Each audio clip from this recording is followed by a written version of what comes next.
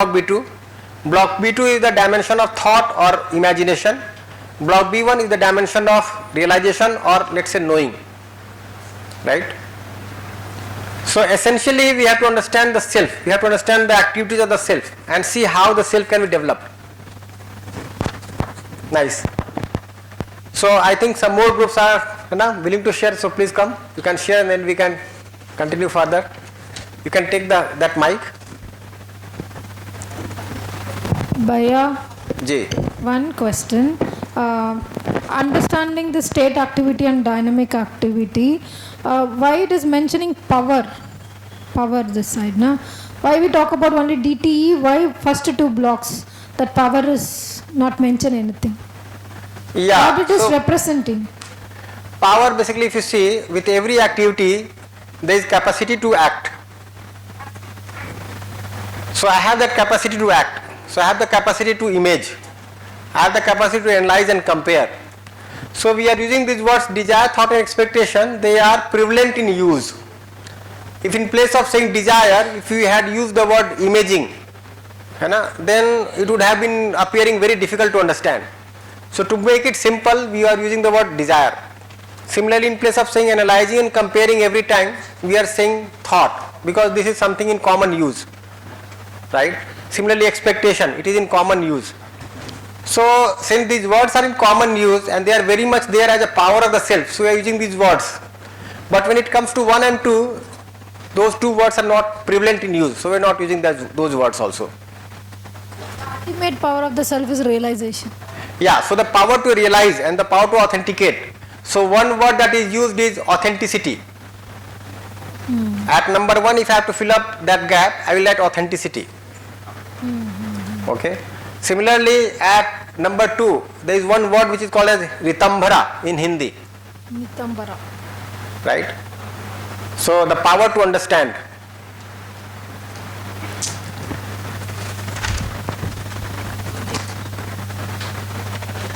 So basically these 3 words are used because they are more common in use, desire, thought and expectation. Otherwise what we come to understand is this: imaging, analyzing, comparing, selecting and testing. And put together it is block B2. The upper block is block B1. So the core is that I am presently operating in block B2. I have to activate block B1 by awakening to the activity of contemplation, understanding and realization.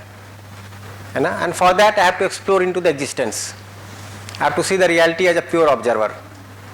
This is what is intended. State activity will be as it is, but dynamic activity keep changing. So the realization is a state, but authentication I keep on checking. Acha, okay. No, let me say this dynamic activity is the natural decision in the self with that state activity. So for example, when I come to understand something, I naturally get determined to act accordingly. For example, if I understand that the door is here, I get naturally determined to move out from there. Why will I collide with the wall anymore? Isn't it? If I am able to see that the whole nature is submerged in space, it will get naturally authenticated in me. With that realization, my whole activities will get fully guided.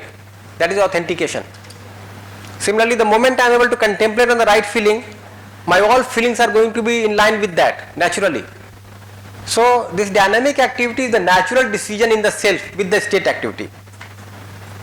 So the dynamic activity is guiding the lower activities. So only when we get realization, it means that we will authenticate. Yeah. With realization. That state of realization. So it is authenticated generally itself. Naturally. So authentication will be followed by realization.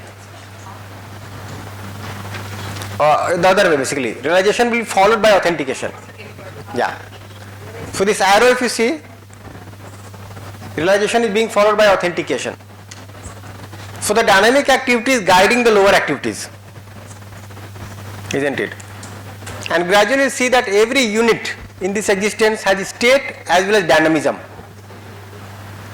So I am there as an activity and I am active with other units. This is there as a unit, as an activity, and this is active with other units. So state and dynamism go together. Dynamism. Yeah. So my activity with others is dynamism. Active and activity. Yeah. Being active within and being active with the rest. So there is no unit in isolation. Through space I am very much related to every other unit. And in that relationship I am always recognizing the relationship and fulfilling the relationship. With the self it only may be the case that it is unguided or guided. With the material units it is always the same way, because only recognizing and fulfilling taking place. There is no assuming there. Nice. Didi wanted to share. Yeah, your sharing remained incomplete.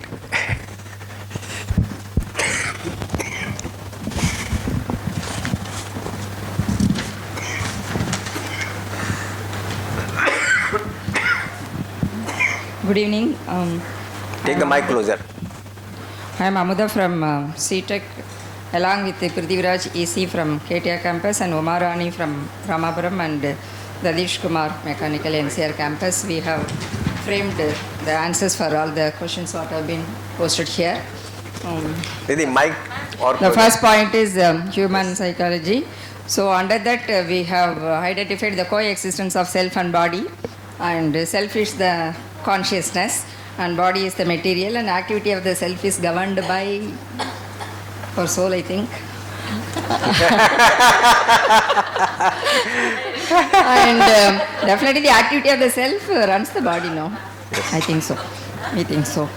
And second one is determinant of the conduct of human being. Our conduct or our behavior is by means of the thoughts which are running at the back end of our mind. Behavior, work and participation. And under that we got right understanding, right feelings, right evaluation and natural acceptance, as others already have pointed out. And the third point is full potential of the human psychology from animal consciousness to human consciousness, and realization of human consciousness, and realization of coexistence and participation in larger order with the universe. And fourth point is some prominent problems associated with human psychology. Definitely unguided sensation. Who will guide, we do not know. So we ourselves have to be guided, I think, from the environment, from the knowledge what we are acquiring, and from the observation what we are getting inside. And next is preconditioning. And animal consciousness again will come into picture as it is also one of the prominent problems.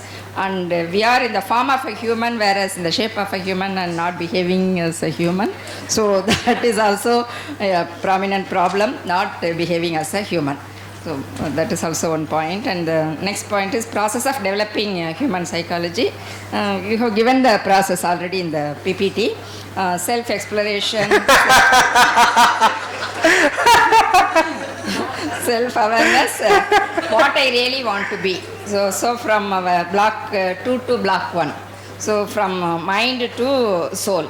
So from block 2 we have selection, testing, analyzing, imagination, etc. And block 1 contemplation, determinations and everything, it is available in there. And self-evaluation is also one of the processes. And these are all coming under developing human psychology.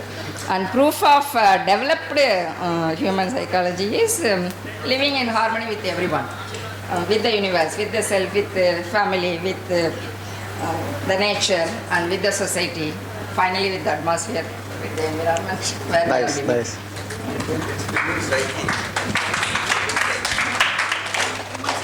Psyche. Human psyche. Yes, nice. Thank you, sir. The way Didi is responding to it is just like the student is given a question paper and the student writes, "Ma'am, you already know, no? It is there in the notebook."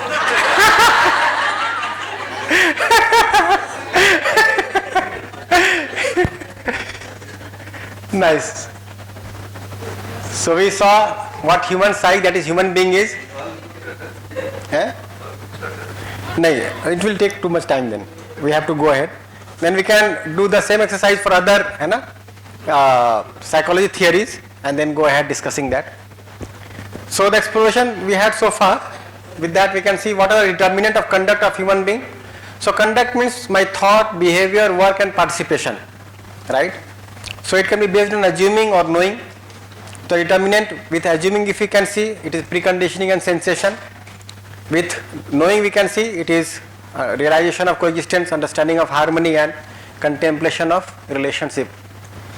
So the full human potential is to reach the state of realization within on one end and to participate in universal human order and human tradition on the other end. That is the full human potential. And then some prominent problems we can all see, that obsession, so many types of obsession. Further developing the human psyche, as we could see, everyone shared self-exploration, self-awareness, self-evaluation. And the expression or proof is the universal human order, the human tradition, as we can see. Nice. So this exercise we did. Now we'll go to discuss the modern era psychology. Any questions so far? One question, sir. Yes. Animals are also having good qualities, good behaviors. Why should it is coming under a problem? Under problem. Animal consciousness. See, animal and animal consciousness are two different things. Human being living like an animal is animal consciousness. But animal is living like an animal, that is fine with it. So you can see that the animal has only the will to live. It does not have these activities as active. So animal, if you see, the development of animal is primarily up to this level, selecting and testing, and utilizing these activities only to continue with the body, to survive with the body. The animal does not have the will to live with happiness, and that too in continuity. Animals are also playing with the human. Animals are also playing with other animals, and they are also expressing love and affection towards the other animals and the people who are looking after. Yeah. Even if you take elephant or horses, dogs, pets.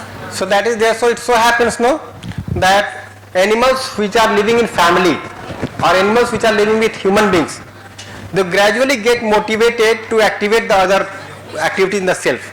Right? But you will see their conduct is primarily limited to expression through the body in these terms only. For example, if a cow has to share the feeling for the calf, it will only lick the body of the calf. But if you have the feeling of affection for the child, you plan for the whole life of the child, the career of the child. That kind of development of imagination is not there in the cow. Similarly, a dog, right? If it associates with the owner, it will simply go and sit in the legs. Even if it is kicked, it will keep sitting their legs. It does not feel that I am being disrespected, isn't it? So the development is very limited in the self. You want that the understanding of disrespect by the animals is also essential? I am not saying that. I am saying the development has not taken place to that extent. It is not able to distinguish between respect and disrespect. It is not able to ask questions why, as we are asking. A very important question in our life is why. Right? Why am I living? Why I am doing this? Why I should not be doing this? That kind of questioning, that kind of exploration is not there in the animal, which is there in the human being. Nice. So with the exploration that we had so far, now we can go to study the efforts in the modern era to understand human psychology.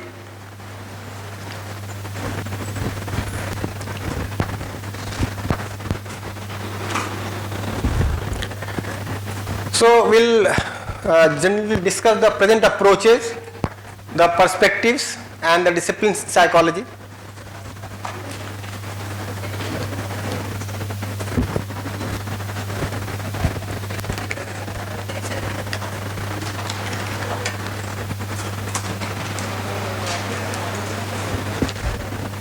So you will see that there are mostly 6 important approaches or schools of psychology. So if you look at the syllabus of psychology that is being taught in the schools and colleges, it is mostly to do with these 6 major schools. Sometimes it is also mentioned at 7. But if you look at it, this functionalism and evolution are treated together. So basically there are 6 classes. So the first school of psychology that emerged in 1879, it is called as Structuralism, that was given by Wilhelm Wundt.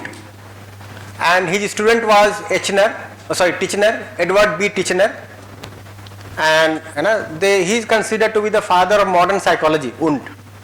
So for the first time, and as HOD sir was also discussing yesterday, that he made a lab for psychology and started conducting experiments. Earlier psychology were considered as a part of philosophy, then became a separate discipline of science, and it is now being studied as science. So structuralism, if you see, it uses the method of introspection to identify the basic elements or structures of psychological experience. So we'll learn about it, what are the basic structures that they are talking about, and we'll try to relate this with the activity of the self that we are discussing here. So what he did, he tried to look into psychological experience of human beings, the likes, dislikes, right, the perceptions, and he had a feeling that he will be making a table just like a periodic table, that these many experiences are there in the human psyche and they can be related in these many ways. So he made a structure kind of thing. So his ambition was to make a kind of periodic table for the human psychology, how we can relate various things, perceptions, sensations, and how they can be interlinked like that. The next school is functionalism. So attempts to understand why animals and humans have developed the particular psychological aspects that they currently possess. So here if you see, structuralism was primarily looking at the psyche, the self, the internal processes, right? And they were looking at various things which are happening in the self. Structuralism or functionalism was trying to understand why we have developed a particular trait. For example, we want to survive. Now to survive, we are picking certain traits and habits, certain likes and dislikes. So how is it happening? So it is primarily, it was given by William James.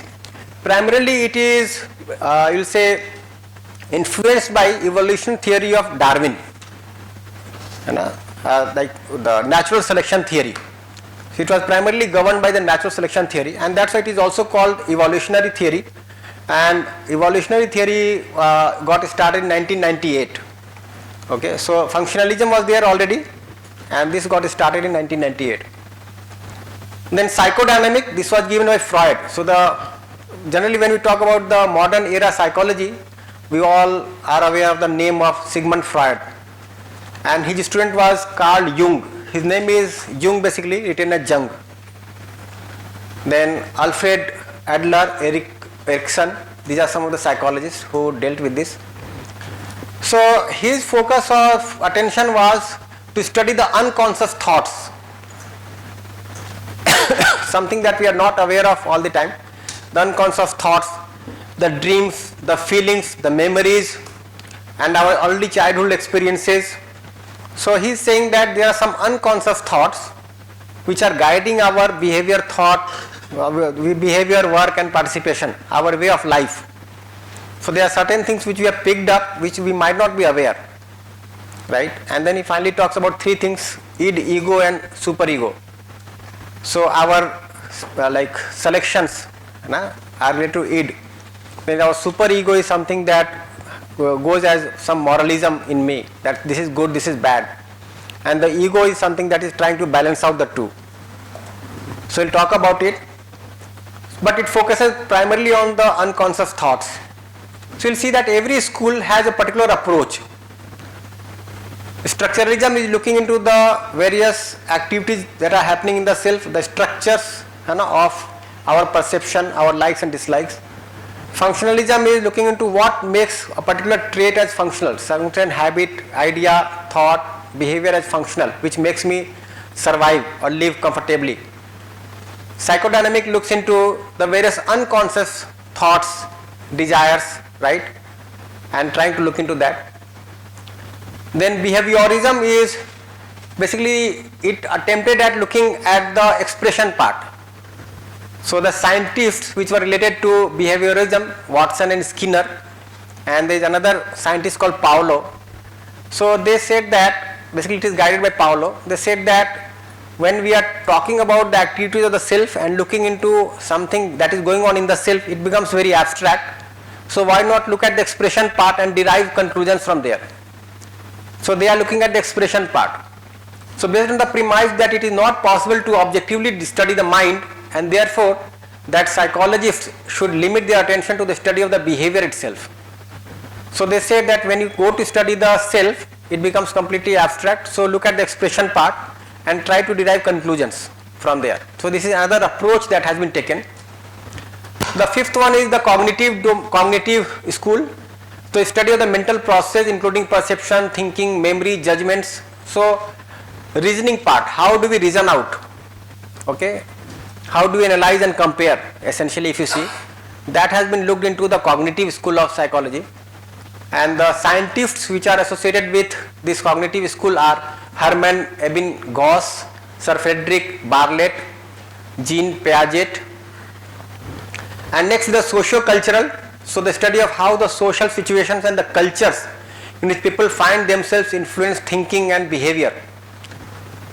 So he is saying that there are many things which come as an influence of the society or culture. So if everybody is using this language, I start picking that language. If everybody is putting on this kind of dress or attire, I also start using that kind of attire.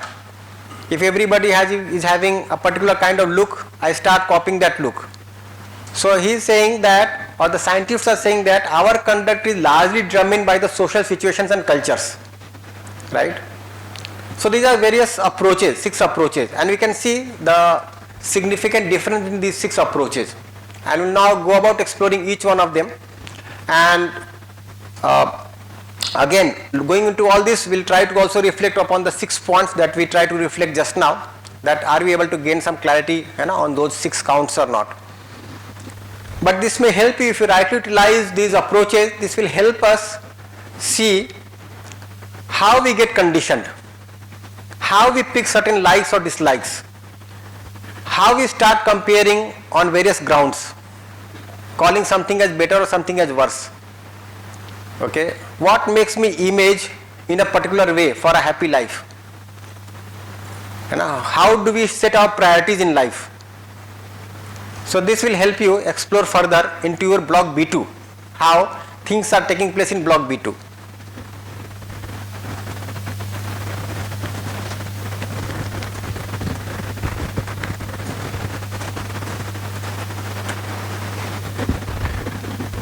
So structuralism, it is introspection and the awareness of subjective experience. So Wundt's research in his laboratory in Leipzig focused on the nature of consciousness itself. Wundt and his students believed that it was possible to analyze the basic elements of the mind and to classify our conscious experiences scientifically. So he began the field known as structuralism, a school of psychology whose goal was to identify the basic elements or structures of psychological experience. Its goal was to create a periodic table of the elements of sensations similar to the periodic table of elements that had recently been created in chemistry. So at that time, these people in chemistry came up with a periodic table, so he thought that I will also make a periodic table kind of thing for psychology. But he has basically tried to study the sensation, okay, and through sensation he is trying to look into the preconditionings, right? We'll see how. So structuralists use this method of introspection to attempt to create a map of the elements of consciousness. So his basic approach was towards introspection. So he would make people introspect and then conclude, and then people will share their conclusion and that will be noted down. Introspection involves asking research participants to describe exactly what they experience as they work on mental tasks such as viewing colors, reading a page in a book, or performing a math problem. Okay. So for example, a common notion is that women like color pink and men like color blue. Now from where this has come? Like when you go to the mall and you select a particular color of the dress, how do you pick that color? Are you aware? What makes you prefer that color over others? How did you get to select that particular color only? Preconditioning. No, introspect and tell us. Yeah, introspect and tell. The purpose. That is what they are trying to say. That how come you chose a particular color? That you have to introspect according to this. So what you experienced earlier, go stage by stage and try to pick out. Okay. The language that we are speaking. Okay. If you have to select a movie, on what ground you are selecting that movie? Some taste of food. How did you make selection for that food? So, yeah, introspect. Introspect further and see. Was the color the same at every stage of life? Or during childhood you liked one color, as you grew older you liked some other color, at this age you like some other color? What is guiding your selection of color? What is guiding your selection of physical facility or whatever, your sensation? So one discovered that it took people longer to report what sound they had just heard than to simply respond that they had heard the sound.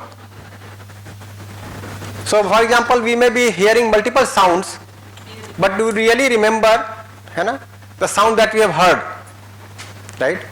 So how much time? So they also calculated time to remember or time to respond. If you are being asked a question, so one may say that yes, I heard some Tamil music on the way to the college. What music it was, it may take time for you to remember. So these studies mark the first time researchers realized that there is a difference between the sensation of a stimulus and the perception of that stimulus. So basically, we will do that in exercise 2 also, when it will become more clear. So I am getting some sensation from the body, and then I am assigning some meaning to the sensation. So the sensation and the meaning to the sensation are two different things. The same sensation may be coming to me. For example, we had snacks just now. The same sensation will come to everybody, but we may assign different meanings to that sensation. Somebody may call it good, somebody may call it bad. So perception and sensation are two different things. So what they mean by perception essentially is the meaning that we associate with the sensation, how I perceive it. So something that we can now very much see, how the meaning that we associate is different from the stimulus, that is the sensation. And the idea of using reaction times to study mental events has now become a mainstay of cognitive psychology. So this gradually led to cognitive psychology. So now I am getting some sensation, I am taking time to associate meaning to the sensation, right? Now how much time will I take depends on my current state of being. Now the amount of time that I take, it means the amount of analysis that I have done. Is the meaning to the sensation common to everyone? No. No. It derives from. You are there assigning the meaning. For example, I go to a party and I find a very delicious dish in buffet, right? It may be the case that I just rush to eat the food, but I may have a thought, what will others think of me? I am the first one rushing to the food, right? So I may stop. Now what I am doing, the same sensation has come, but I am giving some meaning to the sensation, whether I should be going now or wait for others to see, to go. So I will wait for others, let at least 2 people go there, then I will be following them, right? The same sensation may be there, I may see that no, first I will see this bride and groom getting married, and then I will eat. Now the same sensation is there, but I am assigning different meanings, and behind all those meanings I have some thought going on in me. There is a common notion also that in villages, if the bride belongs to the village, the villagers will not go and dine, not go and eat in that house, because they feel that this is our responsibility, why to add burden to the father of the bride. Now this is a different meaning that I am assigning. The same sensation, I will not go to have food at all. I will go to serve the food, let's say. So what is happening in me, that I have to study.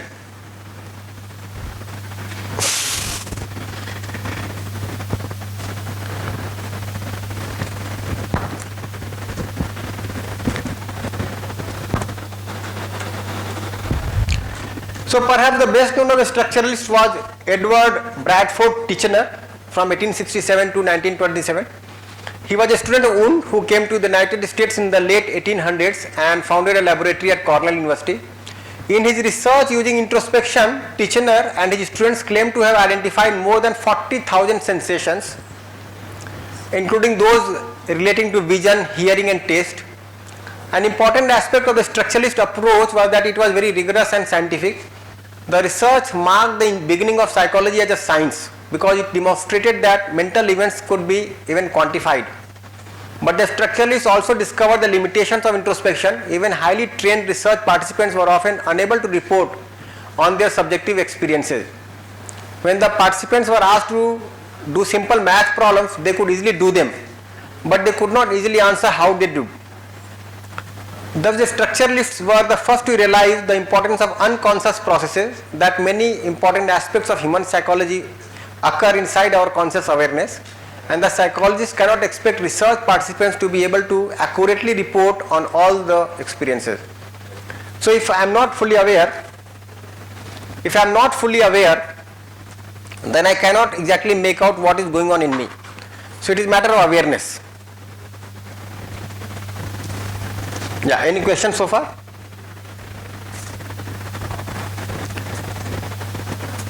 Oh yeah, otherwise I can move from there. It's over. अरे अपने आप move रहा है, okay, good.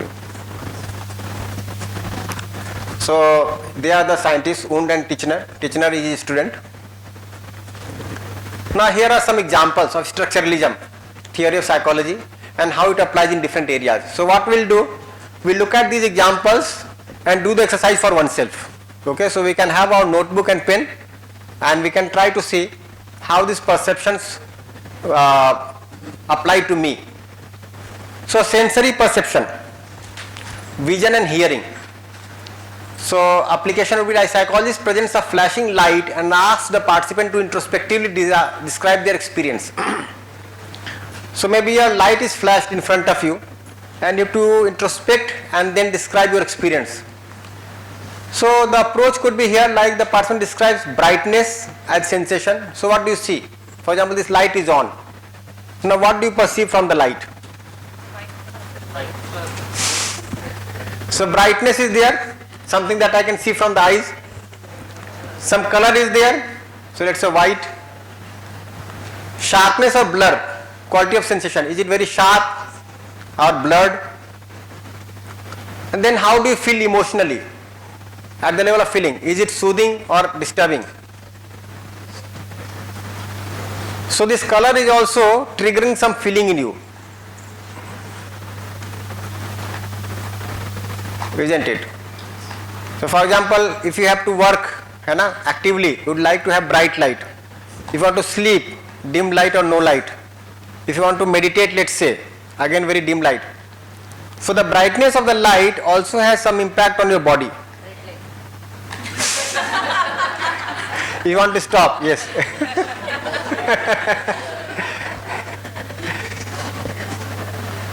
So how it applies? So breaks down visual experience into basic elements. So color, brightness, clarity and emotion. So something that we are seeing as light also has various elements. So it has brightness, it has color, it has clarity, it has emotion. Maybe something more can be added.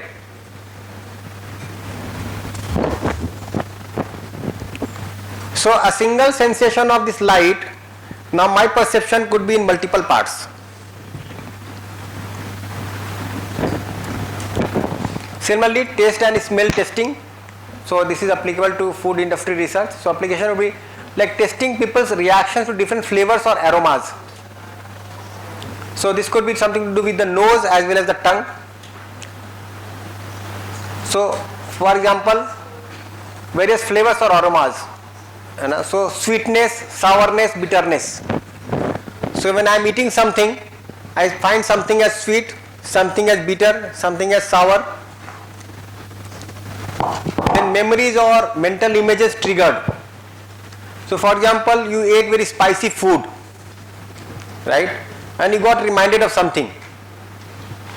You went to a friend's house someday and he also served you very spicy food and you got reminded of that friend. or you visited a particular state in the country and you found that people in that state eat very spicy food, let's say, and you get related to that particular area, a particular region of the country. Then pleasure or comfort? Bhaiya, Yes.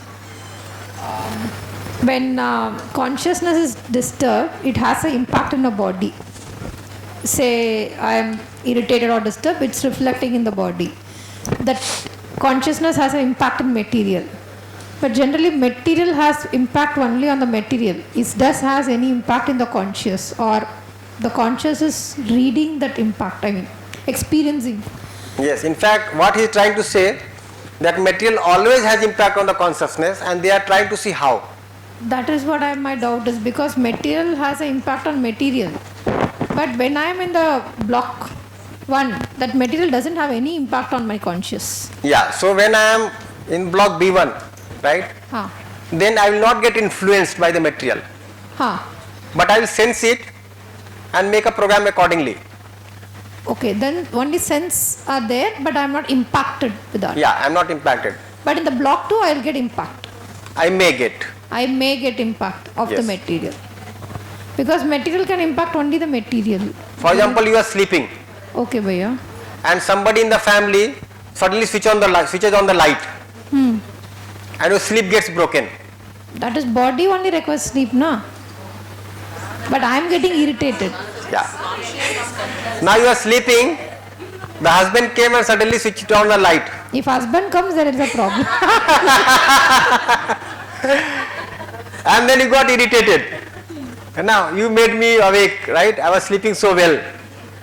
As he says, if husband comes, then only So two things here, light and husband.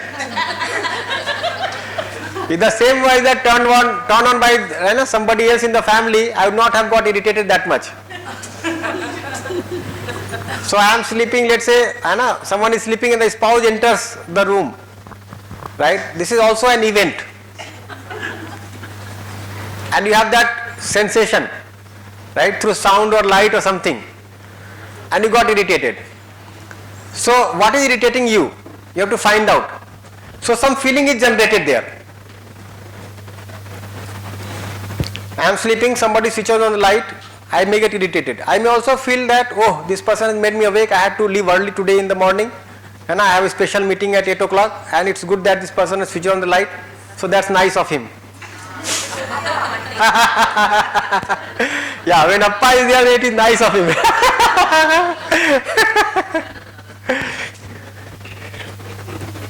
So helps to identify the core taste elements and emotional effects tied to products. So you'll see that all these are being used now and have been, these are being used very prevalently for designing packaging of the products or advertisement or presentation or certain things. Similarly with food, we can see, we have some sensation, we have some image, we have some feeling. So what is being done here? Basically that if you look at the structure, what is happening here? I am testing something through the body, through the 5 sense organs, isn't it? So the sensation is there, then I am assigning some meaning to it, right? The meaning that I associate with it is based on my comparing, whether it is guided or unguided. It is based on comparing. So let's say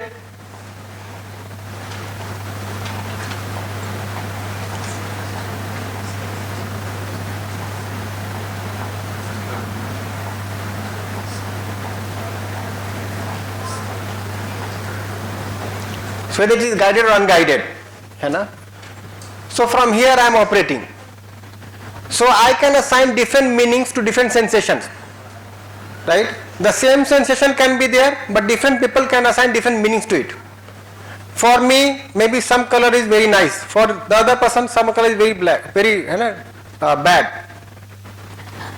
For example, one may feel that putting on black color on an auspicious day is very bad.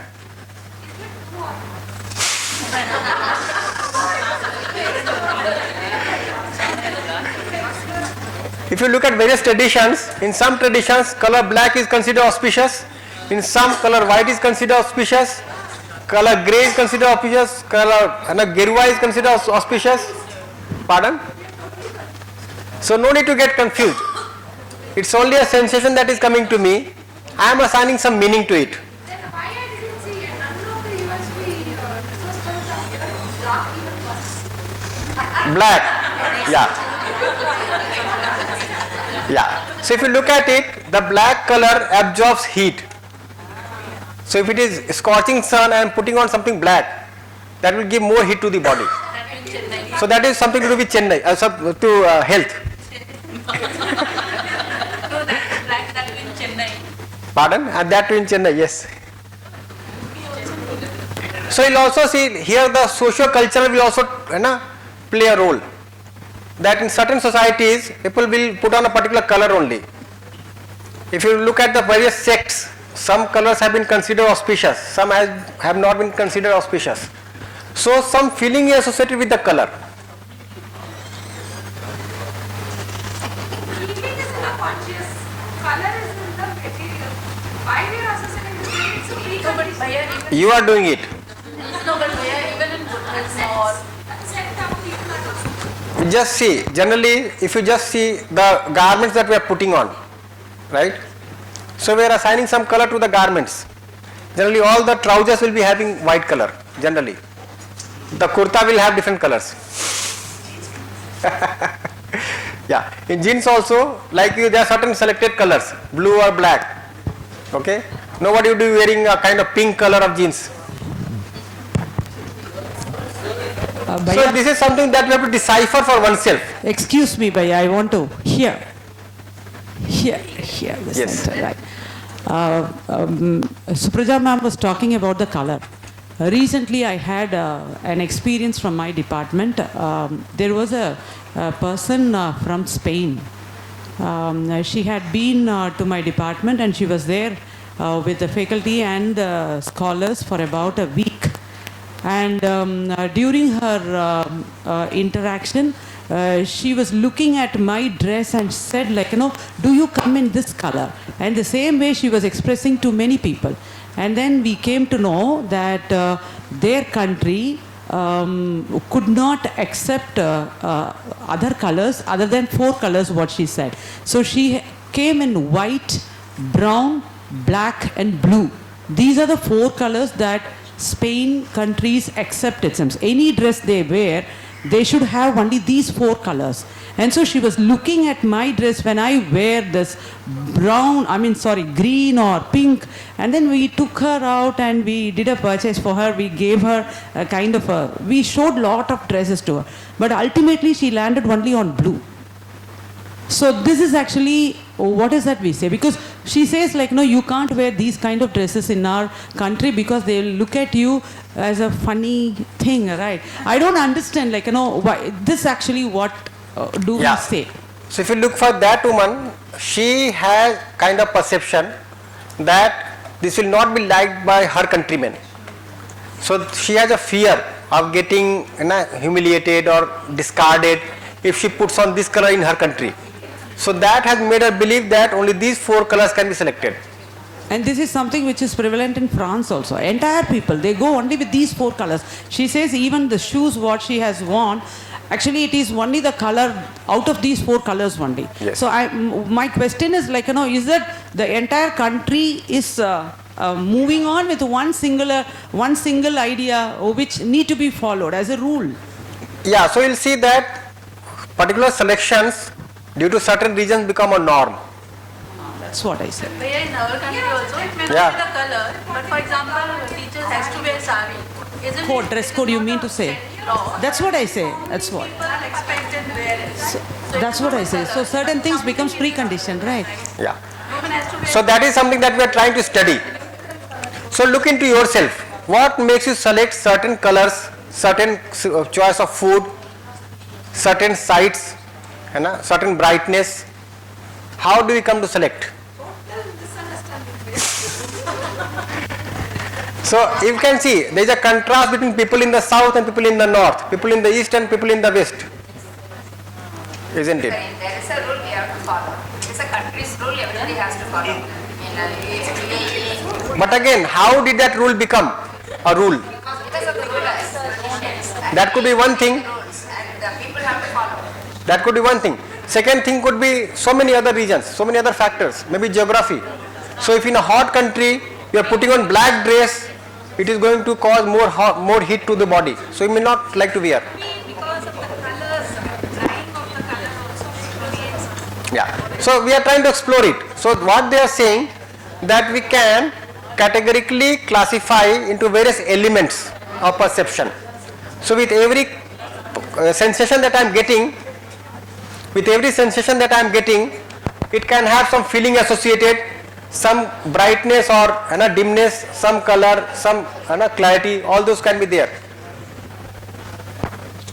Next, emotional reaction to art or music. So evaluating people's psychological reactions to a painting or a music piece.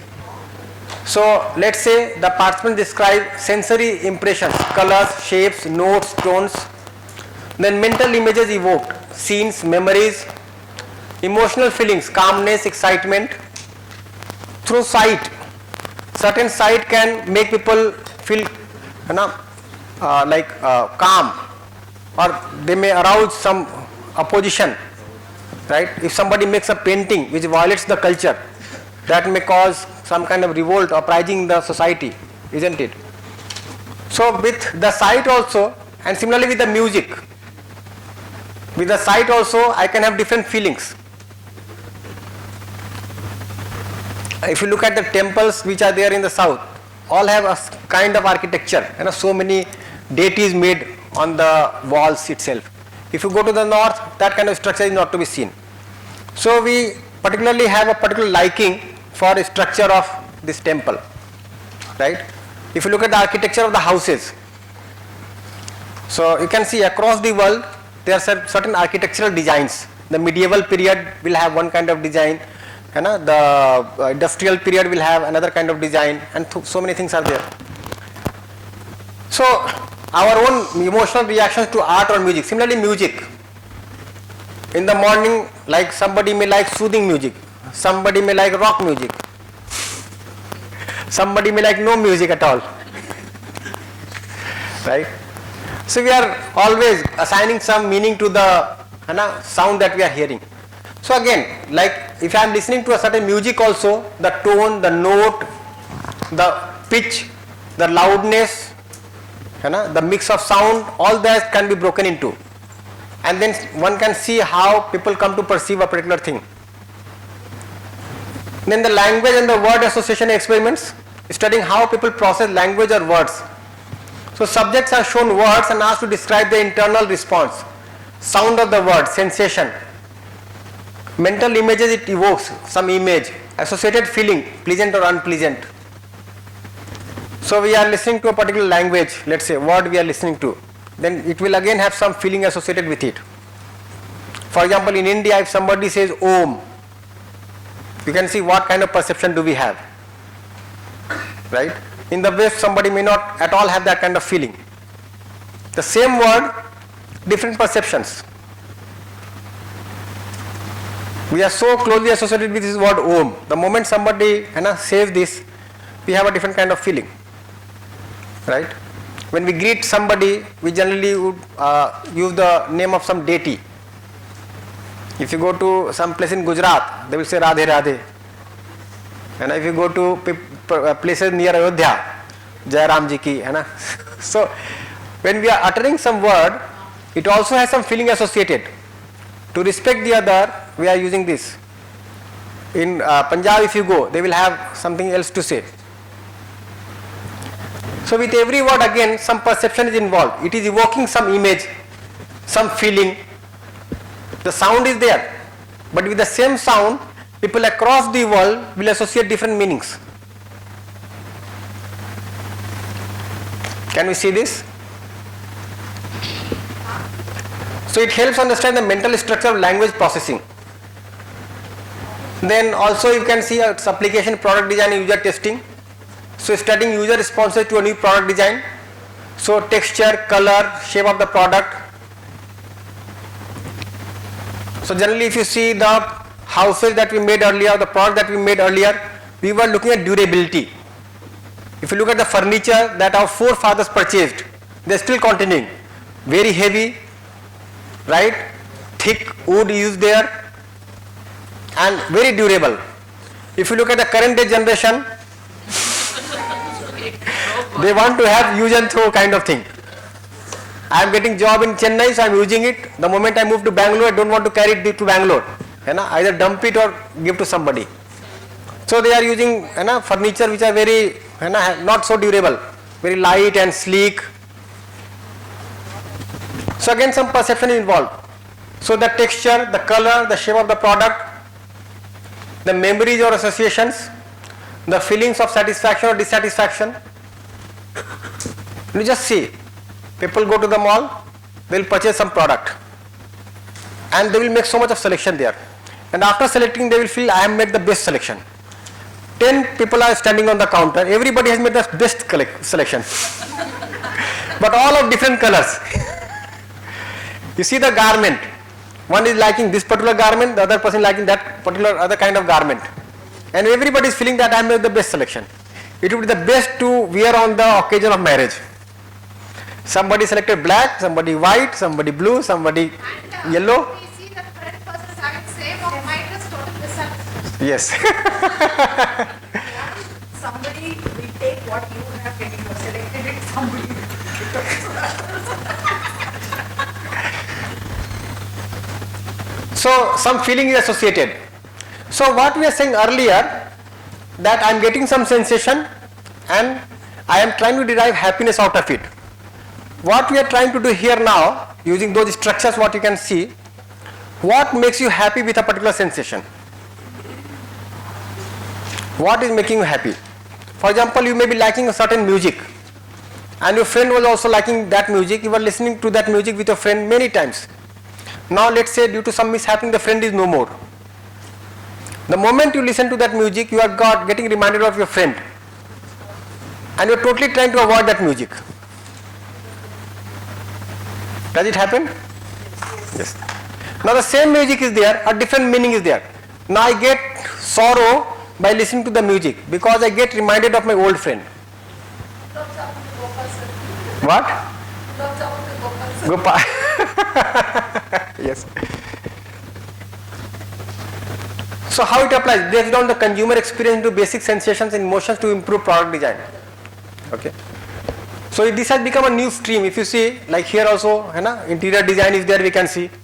So user experience, user interface, all those things are being taught. So this has huge application there. So in simple terms, structuralism applies by analyzing how people internally process sensory experiences, decomposing complex experiences into simpler psychological components, using introspection to understand the structure of thought. So one exercise from this school of psychology could be, you look into the 5 sensations: sound, touch, form, taste and smell, and write for yourself what you like and what you don't like, right? And then write what do you like in that particular thing which you like.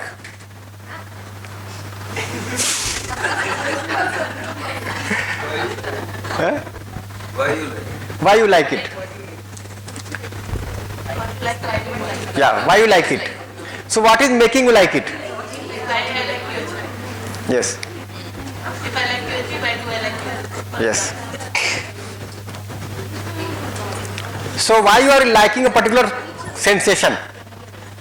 Look into this. Next time when you are going to the mall, before picking a color, you will ask yourself, why I am picking this color only? What is making me pick this color? When you are going to the buffet, why are you picking that particular food? That you have to make out for yourself. When you are using YouTube, what are you going to see and why?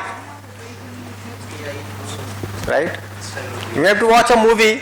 Are you looking for some emotional movie, thriller movie, family kind of movie, or some comic movie? What are you going to see and why? So what is the internal process that is going on in you?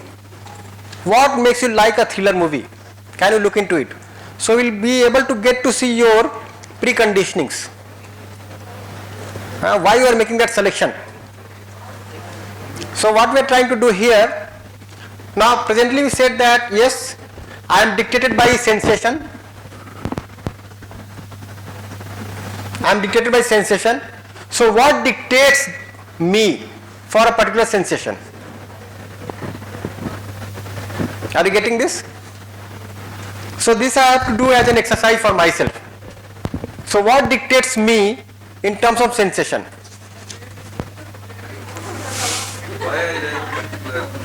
What property of the sensation? Yeah. So in those 5 sensations, what are you liking and why are you liking? What are we liking is why we are Try to look into. Maybe you purchased some dress in your childhood which was pink in, let's say yellow in color, for example, and your friend laughed at you. You don't know how to purchase a good cloth, and from the next day you started disliking yellow. You are always avoiding yellow. My problem is I'm liking this Arjun film alone always. What? I am? Take a mic.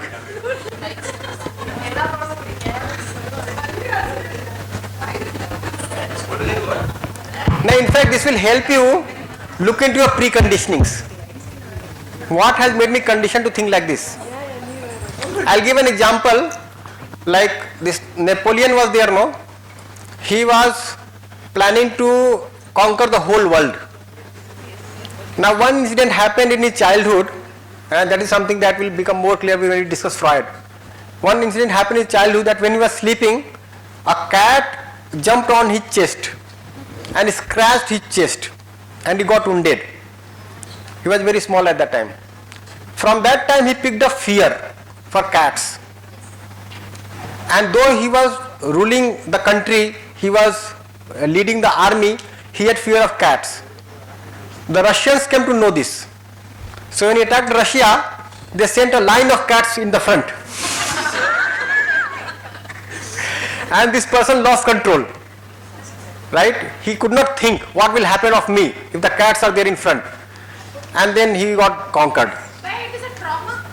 Yeah, some kind of trauma. So there are some experiments associated with this. So William Wundt's reaction time experiments. So this was done in his first lab in Germany.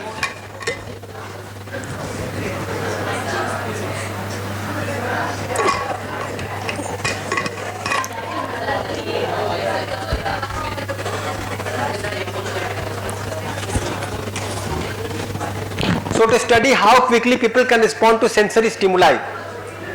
So participants were asked to press a button as soon as they heard a sound or saw a light. So the scientists measured the reaction time precisely. So there were measurable differences in reaction time depending on the complexity of the task. So consciousness could be broken into smaller measurable parts. So the key insight is that this experiment showed that mental process like perception and attention could be scientifically measured. So the amount of time that we take to react or respond to a particular situation. Okay. So sometimes we are attentive, sometimes we are not attentive. Continuous attention is not possible.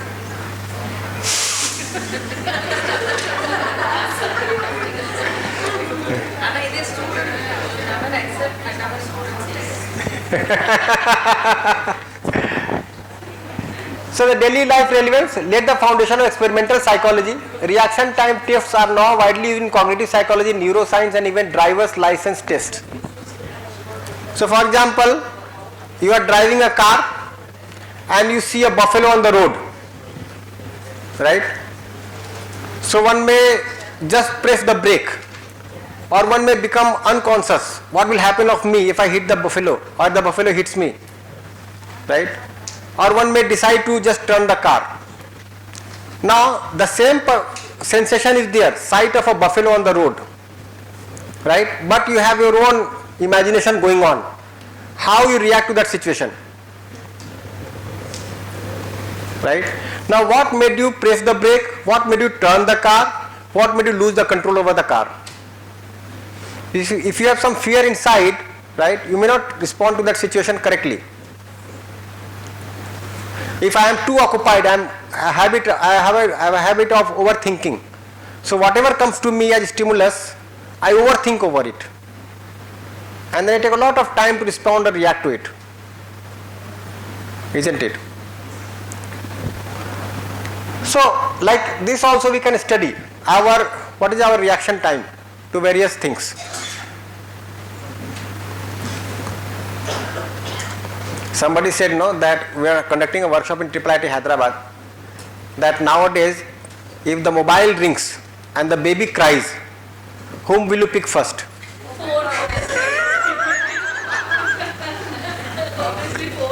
This baby keeps on crying. This phone is more important. So to begin with, initially when the baby is born, your reaction time is very fast. The moment the baby cries, you rush to the baby. And soon you get used to it. Let him. He is doing this all the time. I'll take care of him later on. Right? So what we did, we started saying to ourselves that okay, there is nothing serious about it. The baby keeps on crying. Earlier if the baby is crying, I am highly concerned. Now I get conditioned to think that baby keeps on crying. Nothing serious. Isn't it? It's usual for the baby. Like that I guess. Yes. I assume that this is usual for the baby. So they later on must. Initially if you say after marriage, if the spouse, if you are doing something wrong, you just utter the word sorry to the spouse. 5 years since what happens?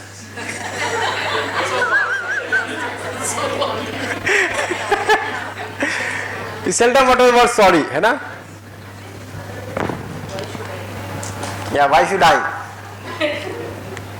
Then teaching us introspection experiments to analyze the basic elements of conscious experience. So he trained participants to carefully observe and describe their internal experiences when exposed to certain stimuli like sounds, smells or images, and asked them to focus on sensations, images and feelings. So typical questions used were: what color do you see? What is the intensity of the sensation? Does it evoke a feeling of pleasure or displeasure?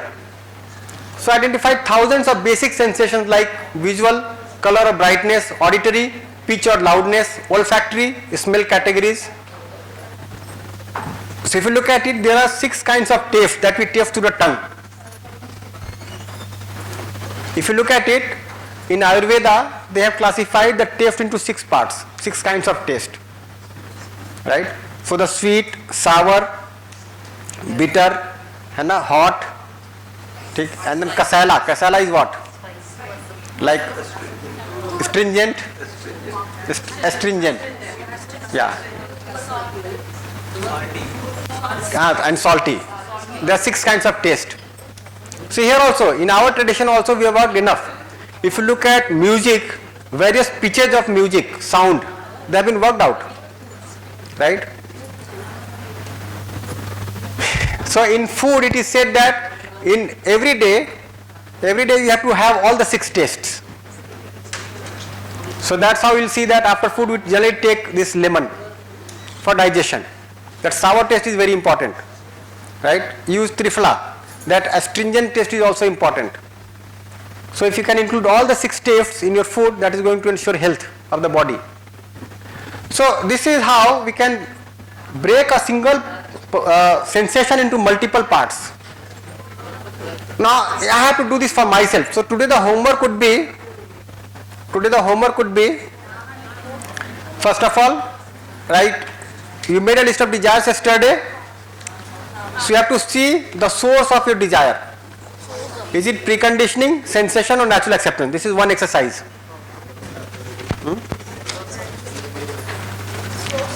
Source of desire. Desire.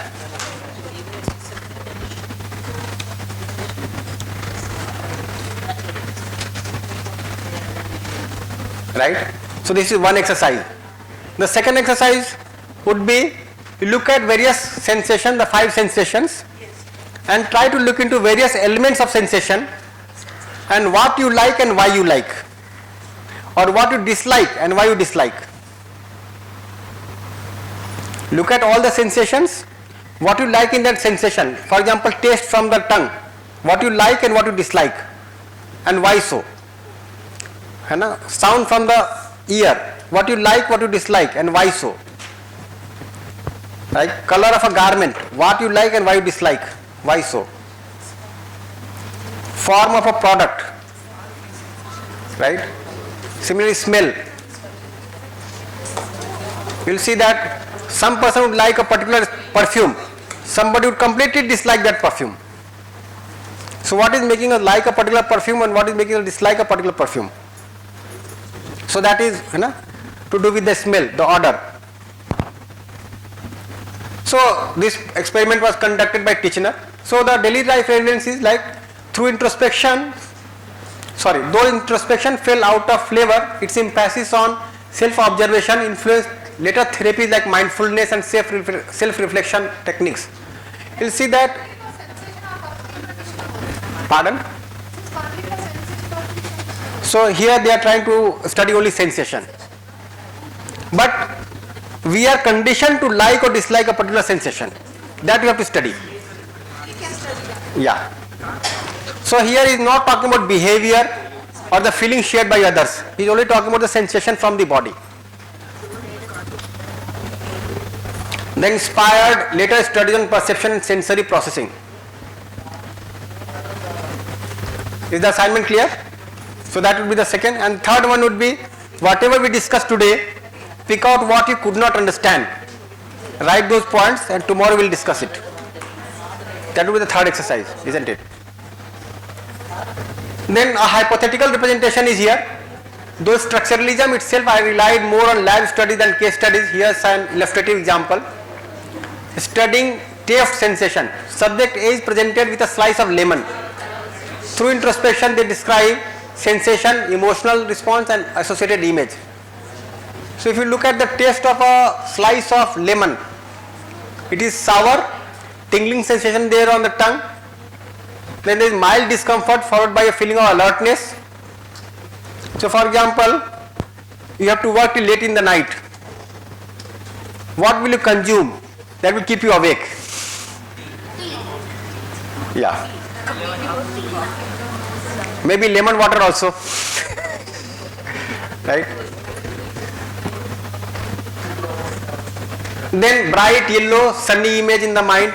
So the experience of tasting lemon is broken into sensory elements, emotional elements, imaginary elements.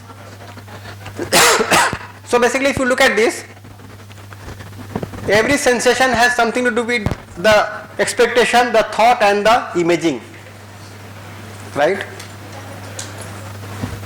So I have to see how I am receiving that sensation and then associating some meaning at the level of expectation, some meaning at the level of thought, some meaning at the level of desire. So this is what they are saying as mental processing. And now we are processing it inside. So if you look at the summary of all this, so the reaction time studies was done by Wilhelm Wundt. Introspection and sensation studies were done by Titchener, and this is one hypothetical example here. So measuring the speed of mental process was done by Wundt. Breaking down conscious experiences into small elements and the analyzing experience of tasting lemon. So mental process can be measured scientifically. Consciousness consists of basic sensations and feelings, and conscious experiences can be dissected into elements. Yeah, in fact I missed out. The third exercise would be first to look at those 6 categories, the framework, and then having listened to all this, what do you come to see about the psyche, human psyche, about the full potential? If it is not being reflected upon, you can write that I am not getting anything about this. That also you can write. Okay, that is fine. Maybe the scientist has not looked into those aspects, whether human being is self or body, coexistence or nothing. If the scientist has not looked into it, then you can just omit it. That is also fine. So there is some criticism of structuralism. Introspection was too subjective. Different people reported different experiences. Could not study unconscious process or practical behaviors. So although structuralism declined, it laid the groundwork of experimental psychology. inspired later study of perception, sensation and consciousness, influenced early cognitive psychology methods like self-report surveys. So if you conclude it, structuralism aimed to understand the structure of the mind by breaking down conscious experiences into their basic elements using introspection.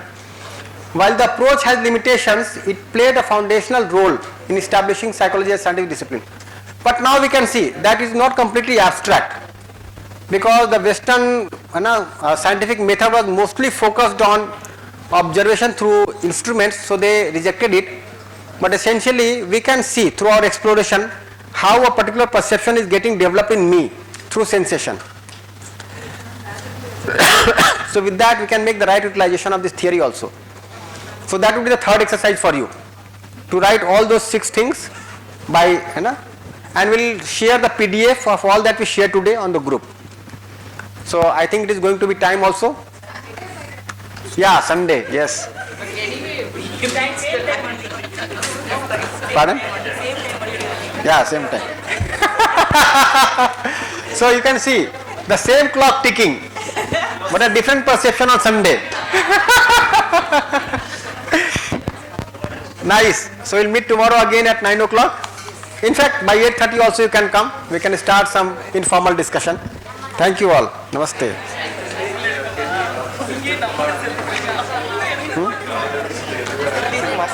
Huh?